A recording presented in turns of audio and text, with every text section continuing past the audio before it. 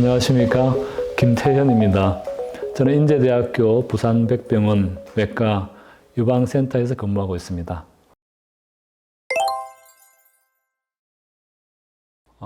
정말 많이 걸립니다. 전 세계적으로 보면 1년에 200만 명이 넘게 걸립니다. 우리나라에서도 1년에 작년에 지금 2만 6천 명이 발병을 했는데요. 우리 평생 우리가 위험도를 대략 한 6% 정도로 봅니다. 우리가 살아가면서 평생 한 3분의 1 정도 여성이 암에 걸리거든요. 3분의 1 중에서 20% 유방암입니다. 엄청 많죠.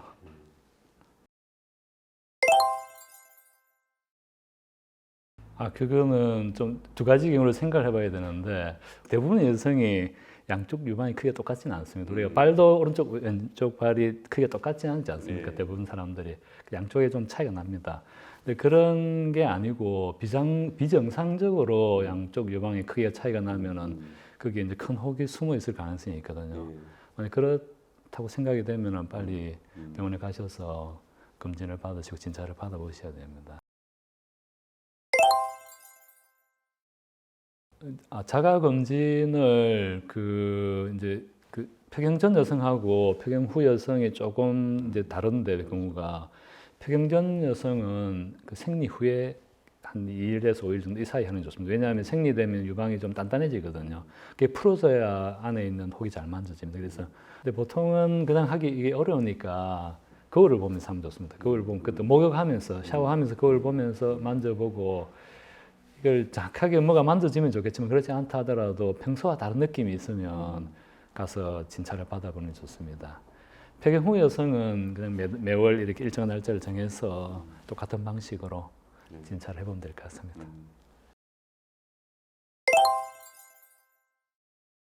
그 말은 사실입니다.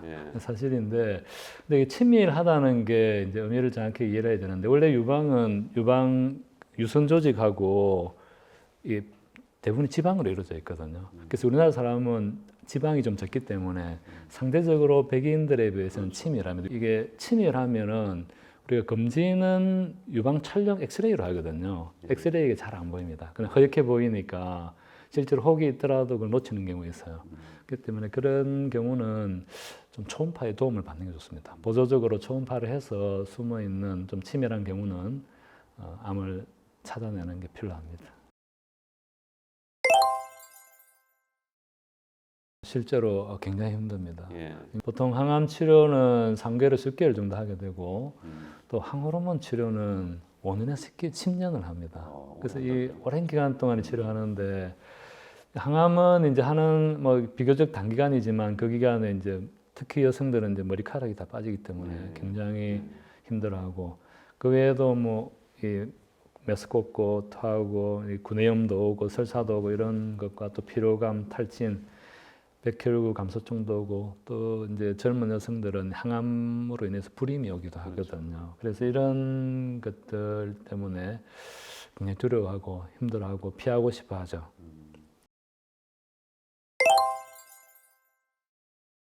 치료 과정 중에서는 임신을 할 수는 없지만은, 이제 요즘은 이게 결혼이 옛날보다 늦어서 가임기에 있는 여성들이 유방암에 많이 걸리거든요. 30대도 많고 20대에도 드물지 않게 암이 있습니다. 그런 분들은 가임력을 보존하는 게 굉장히 중요하거든요. 그래서 이제 저희 병원에서는 가임력 보존 클리닉도 있습니다.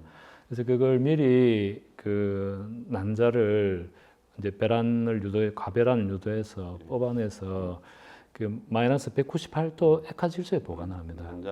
냉동 보관을 하는데, 그렇게 하면 거의 그냥 10년이 지나도 생존을 한다고 보면 90% 정도는 난자가 생존해 있어서 나중에 임신을 시도할 수 있는 걸로 되어 있어서 그게 가장 최선의 방법이죠.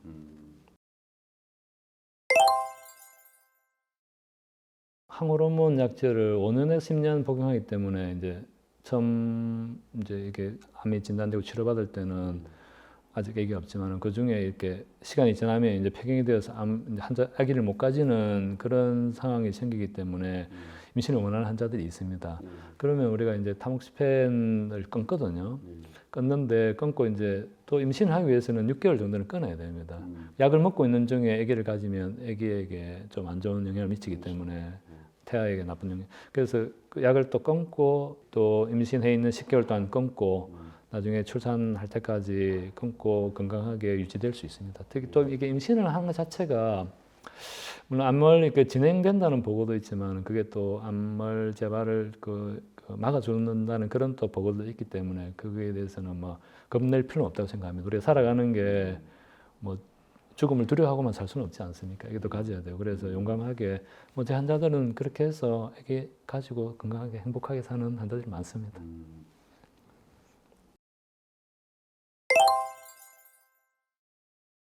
저 유방암이 생존율이 굉장히 높긴 한데 우리가 흔하게 이제 주변에서 재발하는 볼 수가 있는데요. 그 재발에 대해서 이제 이해를 먼저 좀 해야 되는데 재발은 크게 보면 좀 두 종류로 나눕니다. 하나는 국소 재발이고요.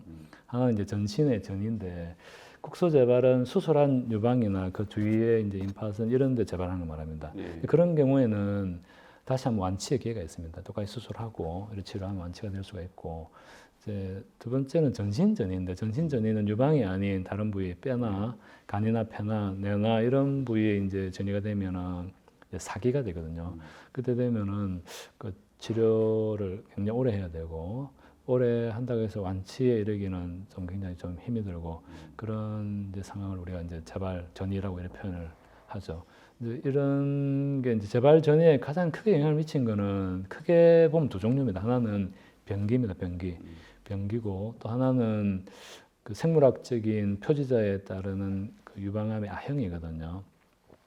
변기는 암의 크기하고 그 임파선 전이 개수를 가지고 어느 정도 전이 되냐에 따라서 나누는데 1기보다는 2기가 전이를 더 재발을 많이 하고 2기보다는 3기가 더 많이 그러니까 유방암의 크기가 클수록 임파선 전이가 많이 갈수록 처음 발견됐을 때 재발을 잘한다고 보시면 되고 유방암의 아형은 우리 크게 세 가지로 볼 수가 있는데 그 여성 호르몬과 관계 있는 루미날형이라는 암이 있고 또 성장인자 수용체에 관계되는 헐투형이 있고 그 두 개 다 없는 삼중 음성암이 있습니다. 그런 경우에 이제 헐투형이 더 재발이 높고 상대적으로 가장 재발이 많은 되는 암이 삼중 음성암이라고 할 수 있습니다.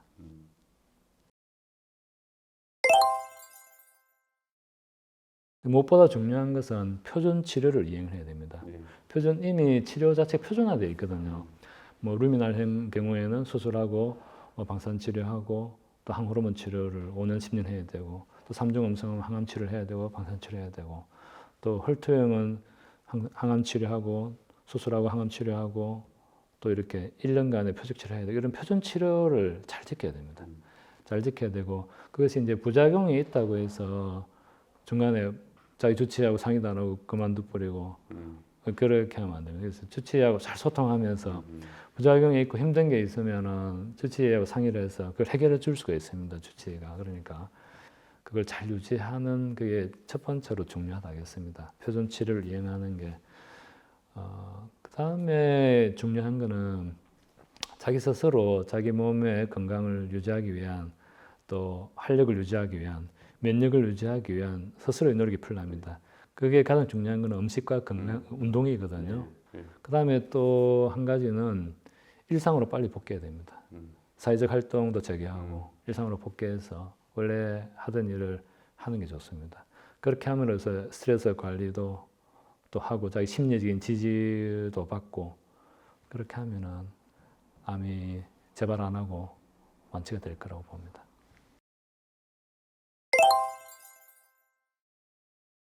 일단 첫 번째는 먹는 양을 줄여서 칼로리를 좀 줄여야 됩니다. 너무 현대인들은 과잉 섭취하기 때문에 그걸 줄여야 되고 두 번째는 이게 나쁜 지방을 좀 피해야 됩니다.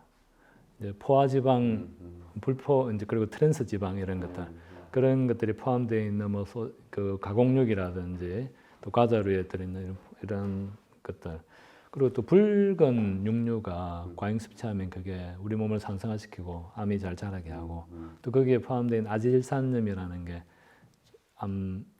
항암 물질로 작용합니다. 그리고 과랑의 뭐 음주, 흡연, 당연히 이런 거는 좀 피하는 게 좋겠죠. 근데 이제 좋은 거 그러면 상대적으로 하면 좋은 걸 가지고 반대로 생각하시면 됩니다.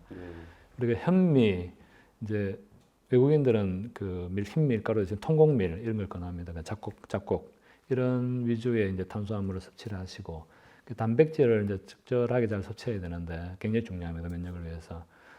붉은 육류는 피하되 대신에 흰 고기, 이제 오리고기나 이런 닭고기 같은 가금류나 또 콩, 그리고 견과류 이런 걸 통해서 섭취하는 게 좋습니다.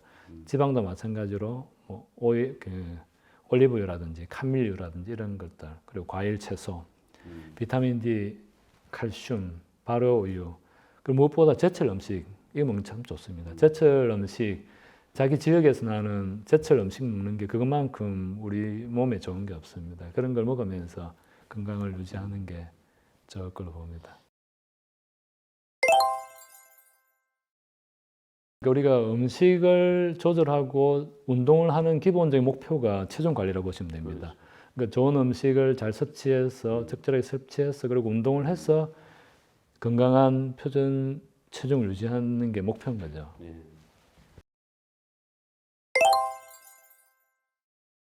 그게 우리가 뭐 여성들 옷 유행 따라 바뀌듯이 유행 따라 바뀌어서 막 환자들이 질문을 합니다. 뭐 예를 들면 홍삼, 개똥쑥, 청국장 가루, 차가버섯, 상황버섯, 도라지, 해구신, 자라, 두꺼비, 노니 들어보셨죠? 아사이베리, 아로니아, 뭐 엽록소, 로얄젤리, 알로에, 하분, 키토산, 스ኳ렌, 프로폴리스 오류 너무 많아가지고 이걸 외울 수도 없습니다. 근데 과연 그러면 이 소위 암에 좋다는 게 과연 암에 좋은 겁니까 진짜? 이게 참 우리가 이 건강식품에 대해서 이해를 잘해야 되는데 사실은 근거가 없습니다.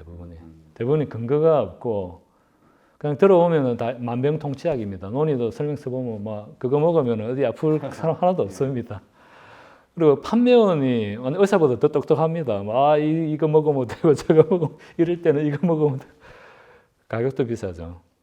그리고 무엇보다 이런 위생이나 이런 것도 사실 원산지가 어딘지도 잘 모르는 그런 게 대부분인데 어떻게 보면 참 환자의 불안감을 이용하는 뭐 나쁘게 말하는 상술이라고 볼 수도 있는 건데 그래서 이런 걸 이제 어쩔 수가 없습니다. 환자들이 그런데 참 지푸라기라도 잡는 심정으로 좋다고 또 하고 또 자기가 안 사도 주위에서 구해줍니다. 저는 가능하면은 자녀가 사왔으면 생각해서 한두 번 먹어주다가 그냥 먹지 마시라고 가능하면 드시지 말고 우리가 그것보다는 그래서 표준 치료를 그게 내 몸을 적용하려고 해야 되고 좋은 음식으로 이게 해결하려고 해야지 이런 건강식품 이런 걸로 내가 도움을 받겠다 생각하면 약이 아닙니다 그게.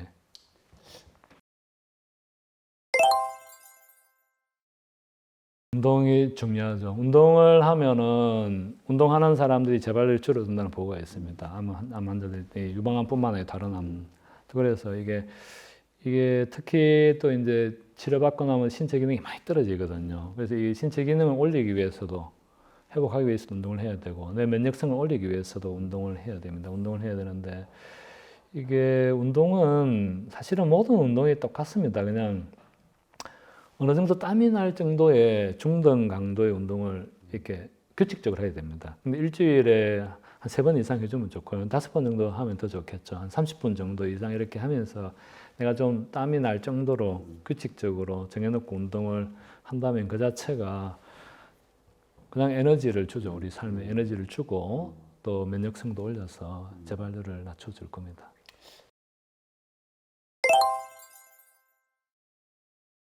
그렇죠. 요즘 이게 취미 운동 많이 하고 특히 골프를 하는 여성 인구들이 늘어가지고 그런 걸 질문하는 분 많습니다. 골프 칠 수 있습니다. 칠 수 있고 근데 이제 중요한 거는 어떤 종류의 운동인가가 강도가 중요합니다. 강도가.